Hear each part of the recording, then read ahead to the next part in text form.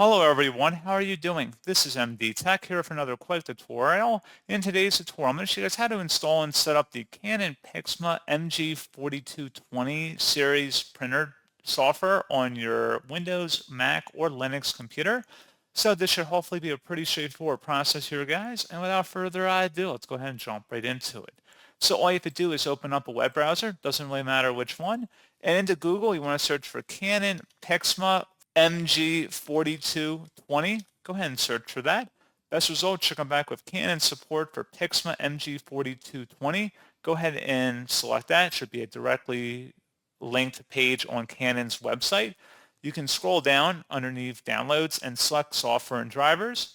Select the operating system and version if for some reason it's not actually showing you what's detecting is the correct one on your system. And then go down to number 3 here where it says the driver version. So go ahead and select the drivers. Looks like version 1.02. Since I don't believe it's supported any longer, I think this is probably going to be the most up-to-date drivers you're going to get. So again, select the 1.02 driver listed here and the download button. And once it's downloaded, go ahead and run that file and select yes if you receive a user account control prompt.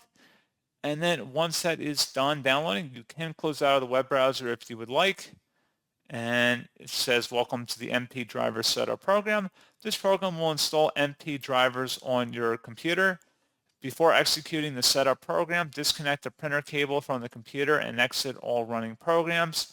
To exit running programs, click cancel and temporarily exit setup program and select next. Select your country and then accept the end user license agreement here.